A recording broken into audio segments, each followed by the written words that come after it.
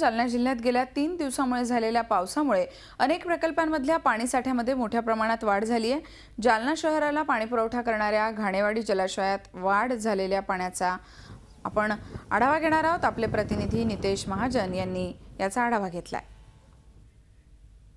जिल्ह्यातील जेही मध्यम प्रकल्प आहेत त्यातील पाणी पातळी वाढू लागलेली आहे। मी आता उभा आहे जालना शहराला पाणी पुरवठा करणाऱ्या घाणेवाडी तलावावर। तुम्ही बघू शकता या तलावातील पाणी पातळी गेल्या महिन्यामध्ये 8 फुटावर आली होती। आता ती तब्बल या 3 दिवसांमध्ये झालेल्या पावसामुळे 12.5 फुटावर पोहोचलेली आहे।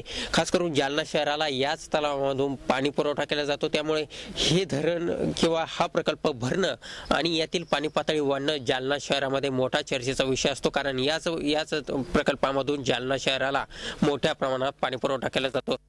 या प्रकल्पातील पाणी पातळी गेल्या महिन्यामध्ये 8 फुटावर असल्यामुळे या प्रकल्पातील पाणी शहराला बंद करण्यात आलं होतं आणि या प्रकल्पातून होणारा पाणी पुरवठा बंद झाल्यामुळे शहराला तब्बल 8 दिवसानंतर पाणी पुरवठा सातत्याने केला जात होता। मात्र आता जशी जशी पाणी पातळी वाढू लागलेली आहे तसा पाणी पातळी वाढल्यामुळे आता मोठ्या प्रमाणात आता जालना शहराला पाणी पुरवठ्यासाठी दिलासा मिळणार आहे। कारण एकंदरीत जायकवाडीमधूनही होणारा पाणी पुरवठा काही प्रमाणामध्ये उशिरा केला जात असल्यानं पाणी पुरवठ्यामध्ये मोठी तफावत दिसून येत होती आणि त्यानंतर पाणी प्रश्न पुन्हा एकदा चर्चेवर आला होता।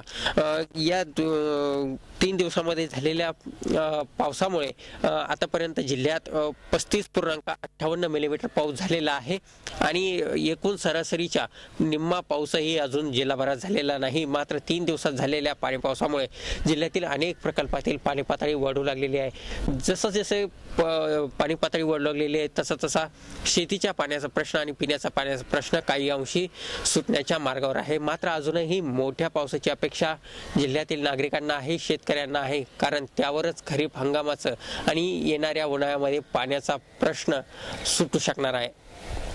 Nitesh Mahajan, Zee media, Jalna.